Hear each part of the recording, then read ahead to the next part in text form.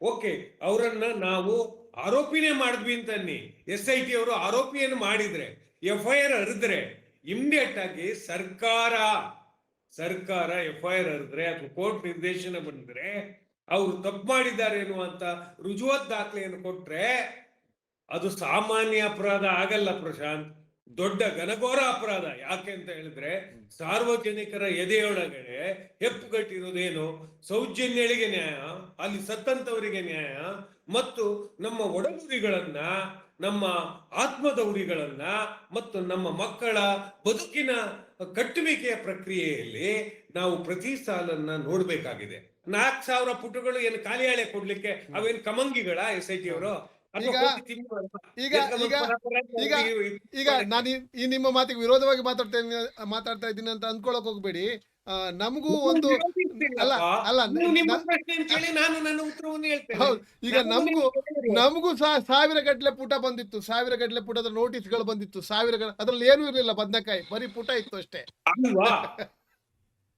ನಮಸ್ತೆ ಸ್ನೇಹಿತರೆ, ಎಲ್ಲ ನಮ್ಮ ವೀಕ್ಷಕರಿಗೆ ಪ್ರೀತಿಪೂರ್ವಕವಾಗಿ ಸ್ವಾಗತ. ಹ್ಯೂಮನ್ ರೈಟ್ಸ್ ನ್ಯೂಸ್ ಕನ್ನಡಕ್ಕೆ ಎಲ್ಲ ನಮ್ಮ ವೀಕ್ಷಕರಿಗೆ ಮತ್ತೊಮ್ಮೆ ಸ್ವಾಗತ ಮಾಡ್ತಾ, ಬಹಳ ಅಪರೂಪದಲ್ಲಿ ಇನ್ನೊಬ್ರು ಅತಿಥಿ ಜಾಯ್ನ್ ಆಗಿದ್ದಾರೆ. ಒಡನಾಡಿ ಸಂಸ್ಥೆಯಿಂದ ಪರಶುರಾಮ್ ಅವರು, ಅವರಿಗೆ ವಿಶೇಷವಾಗಿ ಕಾರ್ಯಕ್ರಮಕ್ಕೆ ಸ್ವಾಗತ ಮಾಡ್ತೀನಿ. ನಮಸ್ತೆ ಸರ್, ಕಾರ್ಯಕ್ರಮಕ್ಕೆ ಸ್ವಾಗತ.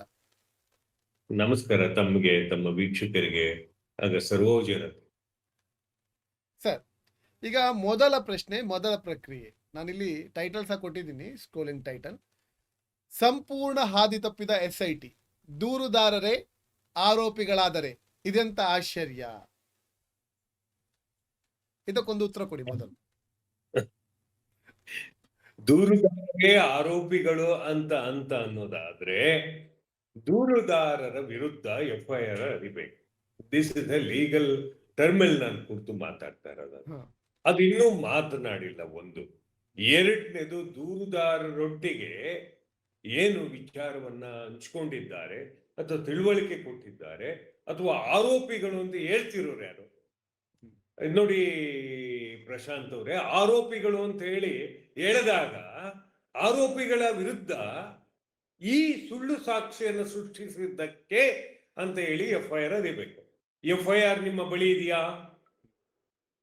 FIR ನಿಮ್ಮ ಬಳಿ ಇಲ್ಲ ಅಂತ ಹೇಳಿದ್ರೆ ದೂರುದಾರರೇ ಆರೋಪಿಗಳಾಗೋಗಿದ್ದಾರೆ ಅಂತ ಯಾಕೆ ಮೊದಲೇ ಭಾವಿಸ್ತೀರಾ? ಈಗ 4 ಜನರನ್ನ ಆರೋಪಿಗಳ ಸ್ಥಾನದಲ್ಲಿ ಇಟ್ಟಿದ್ದಾರೆ. 4 ಜನರನ್ನ, ಈ ಮಹೇಶ್ ಶೆಟ್ಟಿ ತಿಮರೋಡಿ, ಗಿರೀಶ್ ಮಟ್ಟಣ್ಣವ್ರು, ಜಯಂತ್ ಟಿ, ಇನ್ನೊಂದು ಸೌಜನ್ಯ ಮಾವಾದ ವಿಠಲ್ ಗೌಡ್ರನ್ನ ಈಗ ಆರೋಪಿಗಳಾಗಿ ಸಲ್ಲಿಕೆ ಆಗಿದೆ ನ್ಯಾಯಾಲಯಕ್ಕೆ. ಪ್ರಶಾಂತ್ ಅವರೇ, ಏನಂತಂದ್ರೆ ನೋಡಿ, ಮಹೇಶ್ ಶೆಟ್ಟಿ ತಿಮ್ರೋಡಿ ಅವರನ್ನ, ಗಿರೀಶ್ ಮಟ್ಟಣ್ಣನವರನ್ನ, ಜಯಂತ್ ಟೀರ್ ಅವರನ್ನ, ಸುಜಾತ ಭಟ್ಟರ್ ಅವರನ್ನ ಮತ್ತೆ ಇನ್ನಿಬ್ಬರನ್ನ ಸೇರಿಸಿದಾಗೆ ಆರೋಪಿ ಸ್ಥಾನದಲ್ಲಿ ನಿಲ್ಲಿಸಿದ್ದೀರಾ ಅಂತ ಹೇಳುವಂತ ಮಾತನ್ನ FIR ಹರಿಸಿದ್ದೀರಾ? ನೋಡಿ, ಹಂಗೆ ಕೊಡಕ್ ಬರಲ್ಲ. ಮಧ್ಯಂತರ ವರದಿಯನ್ನ ನಾವು 4,000 ಪುಟಗಳನ್ನ SIT ಅವರು ಸಲ್ಲಿಸ್ತಿದ್ದಾರೆ ಅಂತ ಹೇಳಿದ್ರೆ ಅವರನ್ನ ಆರೋಪಿದಾರರನ್ನಾಗಿ ಸಲ್ಲಿಸ್ತಿದ್ದೀವಿ ಅಂತ ಹೇಳಿ ಮಾಧ್ಯಮದಲ್ಲಿ ಬರ್ತಿದೆಯೇ ವಿನಃ ಅವರ ಲಿಖಿತ ಹೇಳಿಕೆಗಳು ಇನ್ನೂ ಸೋರಿಕೆಯಾಗಿಲ್ಲ. ಪ್ರಶ್ನೆಗೆ ಹೋಗೋಣ, ಮುಂದಿನ ಪ್ರಶ್ನೆಗೆ ಹೋಗೋಣ. ಅದನ್ನೆಲ್ಲ ಬಿಡೋಣ, ಅದು ಸುಮ್ಮನೆ ಸಮಯ ವ್ಯರ್ಥ ಮಾಡೋದು ಬೇಡ. ಮುಂದಿನ ಪ್ರಶ್ನೆ ಹೋಗೋಣ. ನಿಮ್ಗೆ ಏನ್ ಅನಿಸ್ತಾ ಇದೆ? ಈಗ SIT ಸರಿಯಾಗಿ ಕೆಲಸ ಮಾಡ್ತಾ ಇದೆ ಅಂತ ಅನಿಸ್ತಾ ಇದೆಯಾ? ನೋಡಿ, SIT ಸರಿಯಾಗಿ ಕೆಲಸ ಮಾಡ್ತಿದೆ ಅನ್ನೋದಕ್ಕಿಂತ 1-2 ತಪ್ಪು ಮಾಡ್ಬೋದು, ಮಾಡಿವೆ ಕೂಡ. ನಿಮ್ಮ ಗಮನಕ್ಕೆ ಇರಲಿ, SIT ಸ್ಪೆಷಲ್ ಇನ್ವೆಸ್ಟಿಗೇಷನ್ ಟೀಮ್ ಅವರು 1-2 ಹೆಣ್ಮಗುವನ್ನ ನಡೆಸ್ಕೊಂಡ ರೀತಿಯ ಬಗ್ಗೆ ನಮಗೆ ತುಂಬಾ ಅಗಾಧವಾದಂತ ಬೇಸರ ಇರಬಹುದು. ಆದಾಗ್ಯೂ ಕೂಡ ನಮ್ಮ ಪೂರ್ಣ ಪ್ರಮಾಣದ ಓದಿಲ್ಲದೆ, ವಿಚಾರವಿಲ್ಲದೆ ಅದು ಏನನ್ನ ಸಬ್ಮಿಷನ್ ಮಾಡ್ತಿದೆ, ಏನನ್ನು ಅದನ್ನು ಧ್ವನಿಸ್ತಿದೆ ನೋಡಿ, ಅದು ಸಾಮಾನ್ಯವಾಗಿ SIT ರಚನೆ ಆದ ಮೇಲೆ ಅದಕ್ಕೆ ಉತ್ತರದಾಯತ್ವ ಜಾಸ್ತಿ ಇರುತ್ತೆ.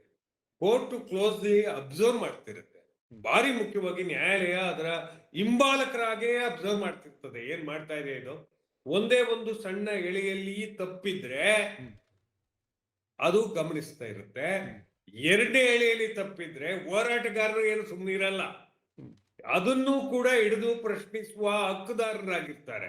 ಸಾರ್ವಜನಿಕವಾಗಿ, ವಿಚಾರಯುಕ್ತವಾಗಿ ಮತ್ತು ಸಮರ್ಪಕವಾಗಿ ಹೋರಾಟಗಾರರು ಅದರ ತಿಳುವಳಿಕೆಯನ್ನು ತಗೊಂಡು ಬಂದಂತ ಕಾಪಿಯನ್ನು ಇಟ್ಕೊಂಡು ಓದಿದ ನಂತರ ಈಗಾಗಲೇ ಹೇಳುವಂಥದ್ದು ಈಗಾಗಲೇ ಅಧಿಕಾರಿಗಳ ಮೇಲೆ 6 ಜನ ಅಧಿಕಾರಿಗಳ ಮೇಲೆ ದೂರನ್ನ ಕ್ರಿಮಿನಲ್ ಮೊಕದ್ದಮೆಯನ್ನ ದಾಖಲಿಸಿದ್ದಾರೆ ಮತ್ತು ಅವರ ಮೇಲೆ ಸಹ FIR ಆಗುವಂತ ಕಾರ್ಯಕ್ರಮ ನಡೀತಾ ಇದೆ ಅನ್ನೋದು ಕೇಳಿ ಬಂದಿದೆ ಮತ್ತು ಅದರ ಪ್ರಕ್ರಿಯೆಯಲ್ಲಿ ಇದೆ. ಈಗಾಗಲೇ ಆಗಿದೆ ಅನ್ನುವಂಥ ಸುದ್ದಿ ಮೇಲ್ನೋಟಕ್ಕೆ ಬರ್ತಾ ಇದೆ. ಈ ಹೋಗಿದೆ ರೇ ಪ್ರಪಂಚ ಬಿಡಿ ಪ್ರಸಾದ್. ಯಾಕೆ ಈ ಮಾತು ಹೇಳ್ತಾ ಇದ್ದೀನಿ ಅಂದ್ರೆ ನಮಗ್ ದೂರು ರಾಜ್ಯಪಾಲರಿಗೆ ದೂರು ಕೊಟ್ಟಿದ್ದಾರೆ. ರಾಜ್ಯಪಾಲರಿಗೆ ದೂರು ಕೊಟ್ಟಿದ್ದಾರೆ. ರಾಜ್ಯಪಾಲರಿಗೆ ದೂರು ಕೊಟ್ಟಿದ್ದಾರೆ. ನಾನು ದೂರು ಕೊಟ್ಟಿದ್ದೇನೆ ಅಂತ ಹೇಳಿದ್ದಾರೆ. ಆದ್ರೆ ಅವ್ರು ಸರಿಯಾಗಿ ಮಾಡಿದ್ದಾರೆ. ನಿಮ್ಗಾಗ್ಲೇ ಹೇಳಿದೆ, ನ್ಯಾಯಾಲಯಗಳು ಹೋರಾಟಗಾರರು ಬರುವ ವಿಚಾರವನ್ನು ಸೂಕ್ಷ್ಮವಾಗಿ ಅಬ್ಸರ್ವ್ ಮಾಡ್ತಾ ಇದ್ದಾರೆ. ಯಾಕೆ ಅಬ್ಸರ್ವ್ ಮಾಡ್ತಿದ್ದಾರೆ ಅಂದ್ರೆ ನಮಗೆ ಜ್ಞಾನಾತ್ಮಕವಾದಂತ ಉತ್ತರವನ್ನ ಕೊಡ್ಬೇಕು ಅಂದ್ರೆ ಪ್ರಶಾಂತ್, ನಾವು ಪೂರ್ಣವಾದಂತ ತಿಳುವಳಿಕೆ ಇರಬೇಕು.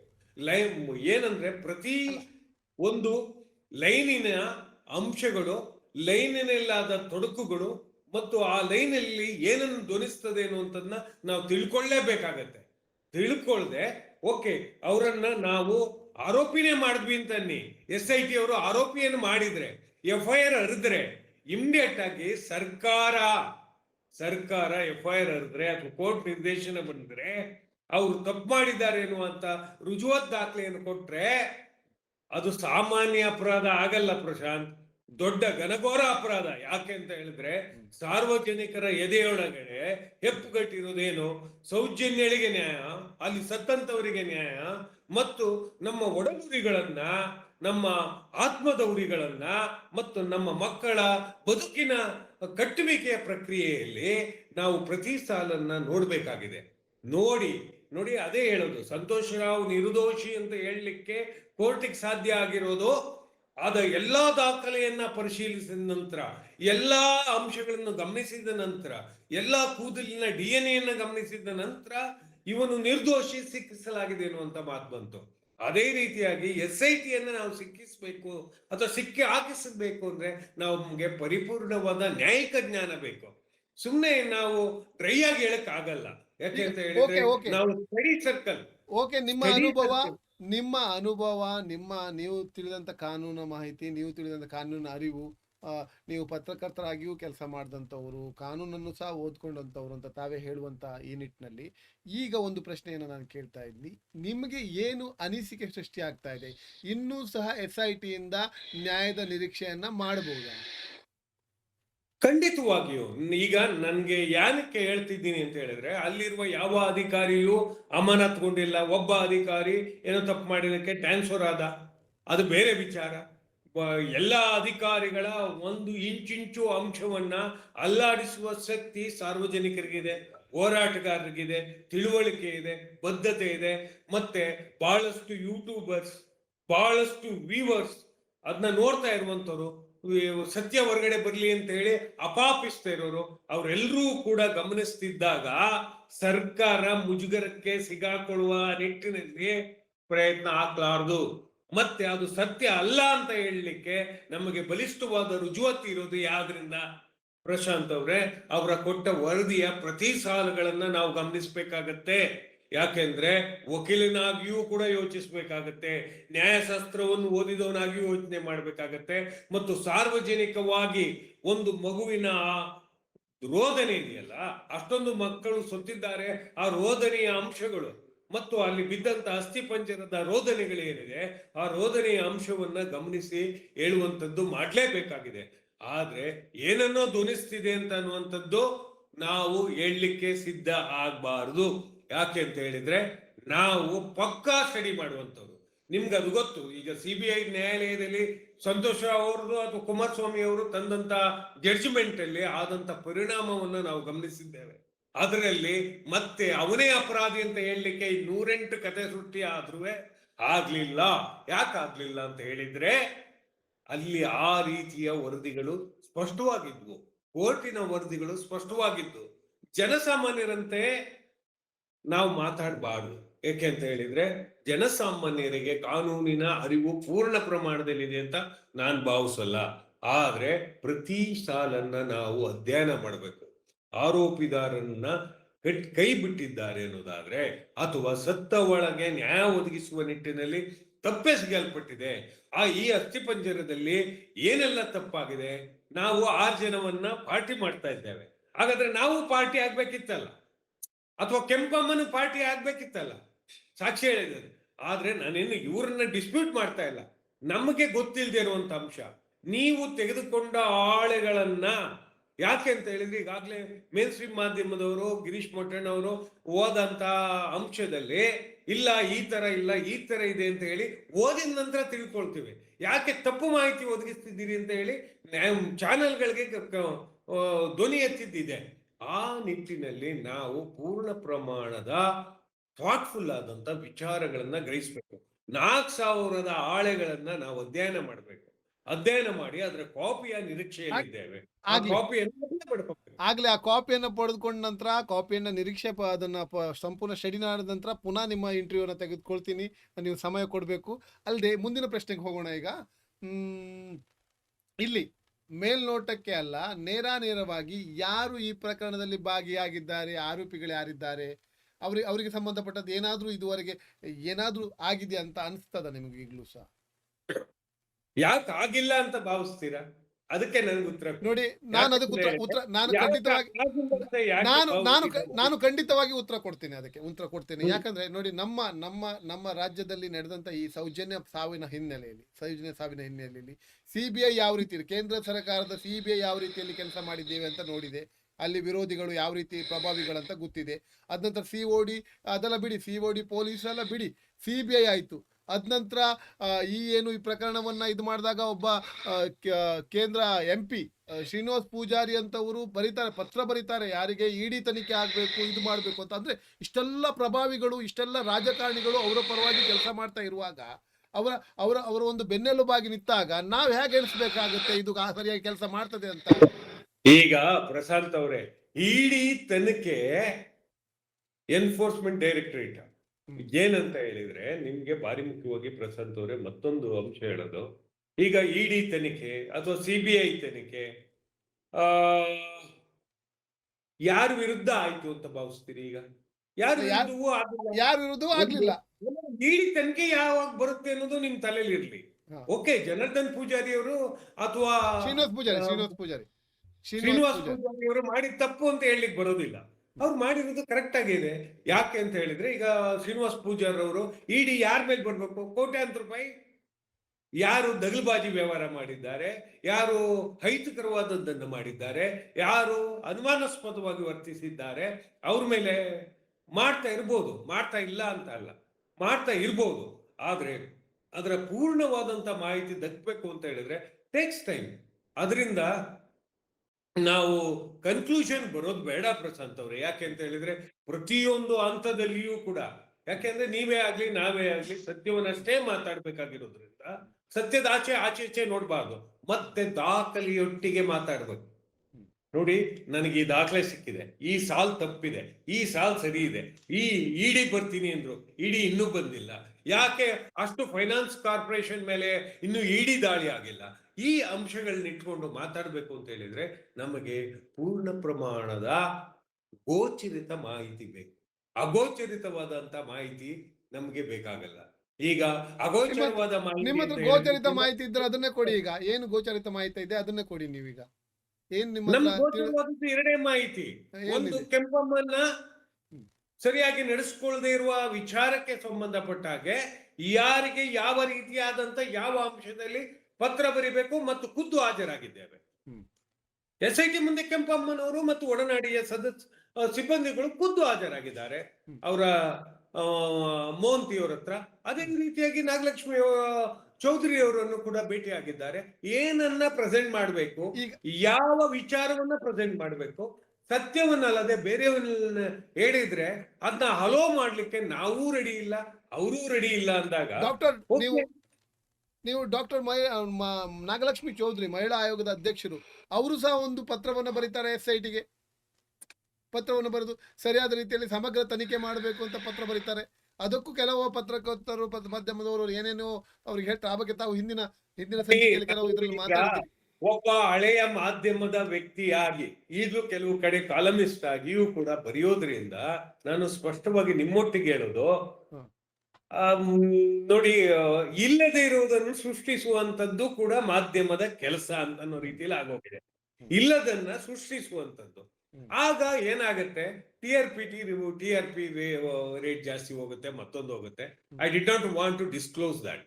ಯಾಕೆ ಅಂತ ಹೇಳಿದ್ರೆ ಏನೋ ಸಿಬ್ಬಂದಿ ಸಾಕ್ಬೇಕಾಗಿರುತ್ತೆ, ಮತ್ತೊಂದೋ ಮಗದೊಂದೋ. I did not want to ಎಲ್ಲರನ್ನೂ ಅದೇ ರೀತಿಯಲ್ಲಿ ಬೆರಳು ಮಾಡಿ ತೋರ್ಸಕ್ಕಾಗಲ್ಲ. ನ್ಯಾಯಯುತವಾದ ಕೆಲಸ ಮಾಡುವ ಮಾಧ್ಯಮಗಳು ಇವೆ. ನಿಮ್ಮ ಮಾಧ್ಯಮನ ಏನ್ ಹೇಳೋಣ ಹಾಗಾದ್ರೆ? ನೀವು ಒಂದು ಮಾಧ್ಯಮದ ರೀತಿಯಲ್ಲಿ ಅಲ್ವಾ? ಹಾಗಾಗಿ ಮಾಧ್ಯಮಗಳನ್ನೆಲ್ಲರನ್ನೂ ಕೂಡ ಕಳಂಕಿತ ಕಣ್ಣಲ್ಲಿ ನಾನು ನೋಡ್ಲಿಕ್ಕೆ ಇಷ್ಟಪಡಲ್ಲ. ಯಾಕೆಂದ್ರೆ ಕೆಲವರು ತಂದಂತಹ ವಿಚಾರಗಳು, ಕೆಲವರು ಪ್ರೆಸೆಂಟ್ ಮಾಡಿದ ವಿಚಾರಗಳು ಇಂದು ಕೂಡ ಬಹಿರಂಗಗೊಂಡಿವೆ, ಇಲ್ಲ ಅಂತ ಅಲ್ಲ. ಏನಂತ ಹೇಳಿದ್ರೆ ನಮಗೆ ಬೇಕಾಗಿರುವುದು ಅಲ್ಟಿಮೇಟ್ ಆಗಿ ಸೌಜನ್ಯಳಿಗೆ ನ್ಯಾಯ, ಅಷ್ಟು ಅಸ್ಥಿಪಂಜರಕ್ಕೆ ನ್ಯಾಯ. ಹಾಗೆಯೇ ತಪ್ಪು ಎಸಗಿದ ವ್ಯಕ್ತಿಗಳು ಯಾವನೇ ಆಗಿರ್ಲಿ, ನಿಮ್ಗೆ ಹೇಳಿದೆ, ಯಾವುದೇ ಅಧಿಕಾರಿ ಆಗಿರ್ಲಿ, ಈಗ ಫಾರೆಸ್ಟ್ ಆಫೀಸರ್ ಒಳಗಡೆ ಫಾರೆಸ್ಟ್ ಒಳಗಡೆ ಎಣ ಬಿದ್ದಿವೆ ಅಂತ ಹೇಳಿದ್ರೆ ಅವ್ರನ್ನು ಫಿಕ್ಸ್ ಮಾಡಿರ್ತಾರೆ. ನೀವು ನೋಡಿದ್ದೀರಾ? ಇಲ್ಲ. ಅದೇ ರೀತಿಯಾಗಿ ಪೊಲೀಸ್ ಅವರ ಅಪ್ರಯೋಜಿತ ಪ್ರಕ್ರಿಯೆಗಳಿದೆಯಲ್ಲ, ಸ್ಟೇಷನ್ಗಳಲ್ಲಿ ಸಾವು ಘಟಿಸಿದಾಗ ಸರಿಯಾಗಿ UDR ಮಾಡದಿರುವ ಘಟನೆಗಳಿಗೆ ಸಂಬಂಧಪಟ್ಟ ಹಾಗೆ ಮಾಹಿತಿಗಳಿವೆ. ನಾವು ಓದಿದೀವ? ಇಲ್ಲ ಇದೆಲ್ಲ ನೀವ್ ಹೇಳೋ ವಿಷಯ ಇದೆಲ್ಲ ಇಲ್ಲ ಆದ್ರೆ ನೀವೇನೇ ಹೇಳ್ತಾ ಇದ್ರಿ, ಇದೆಲ್ಲ ಇಲ್ಲ ಆದ್ರೆ ಅದು ಕಂಪ್ಲೀಟ್ ಹಾದಿ ತಪ್ಪಿದೆ ಅಂತ ಆವಾಗ ಒಪ್ತೀರಾ ನೀವು? ನಾನು ಒಪ್ಪೋದಲ್ಲ, ನಾನೇ ಹೋರಾಟದ ಮುಂಚೂಣಿದಾರ. ನಿಮ್ಗೆ ಅದ ಅರ್ಥ ಆಗ್ಲಿ. ನಾವು ಮುಂಚೂಣಿಯ ಒಡನಾಡಿ ಸಂಸ್ಥೆ ಆಗ್ಲಿ, ಅಥವಾ ನಮ್ಮ ಮೈಸೂರಿನ ಪ್ರಗತಿಪರರಾಗ್ಲಿ, ಅಥವಾ ಬೇರೆ ಬೇರೆ ಕಡೆ ಆರ್ಗನೈಸ್ ಮಾಡಿದ ಜನರಾಗ್ಲಿ, ಏನಂದ್ರೆ ನಮ್ಮ ತಿಳುವಳಿಕೆಯ ಜ್ಞಾನ ಮತ್ತು ನಮ್ಮ ತಿಳುವಳಿಕೆಗೆ ಬೇಕಾಗಿರುವ ಮಾಹಿತಿ, ನಮಗೆ ತಿಳುವಳಿಕೆಗೆ ಬೇಕಾದಂತ SITಯ 4,000 ಪುಟಗಳ ರಿಪೋರ್ಟ್ಸ್, ಒಂದೊಂದು ಲೈನ್ ಅನ್ನು ನಾವು ಓದ್ಬೇಕಾಗತ್ತೆ. ಯಾಕೆ ಈ ಮಾತನ್ನು ಮತ್ತೆ ಮತ್ತೆ ಒತ್ತಿ ಹೇಳ್ತಿದ್ದೇನೆ ಅಂದ್ರೆ, ಏನನ್ನ ಅದು ಪ್ರತಿನಿಧಿಸ್ತಿದೆ, ಯಾವುದನ್ನ ಪ್ರತಿಧ್ವನಿಸ್ತಿದೆ, ಬ್ಯಾಂಕಿನ ಟ್ರಾನ್ಸಾಕ್ಷನ್ ಏನು, ಮತ್ತು ಈ ಹಣವನ್ನ ವಹಿವಾಟು ಮಾಡಿದಾಗ ಡೆತ್ ಸರ್ಟಿಫಿಕೇಟ್ಗಳೇನು, ಇಷ್ಟೊಂದು ಎಣಗಳ ನಡುವೆ ಯಾಕೆ ಅವರು ವಂಚಿಸಿದ್ದಾರೆ, ಯಾರ ಪೋಷಕರಿಗೂ ಎಣವನ್ನ ಒದಗಿಸಿಕೊಡದೆ ಹೇಗೆಲ್ಲ ಅನ್ಯಾಯಗಳು ಘಟಿಸಲ್ಪಟ್ಟಿವೆ, ಇದಕ್ಕೆ ಮೂಲಭೂತವಾದ ಕಾರಣ ಏನು, ಏನನ್ನ ಪ್ರತಿನಿಧಿಸ್ತಾ ಇದೆ, ಮತ್ತು ಅಲ್ಲಿಗೆ ಎಣವನ್ನು ತಂದು ಹಾಕಿದವರು ಯಾರು, ಎಲ್ಲವೂ ಇರ್ತದೆ. ಇದು ಮಧ್ಯಂತರ ವರದಿಗೆ 4,000 ಪುಟಗಳನ್ನ ಕೊಟ್ಟಿದ್ದಾರೆ.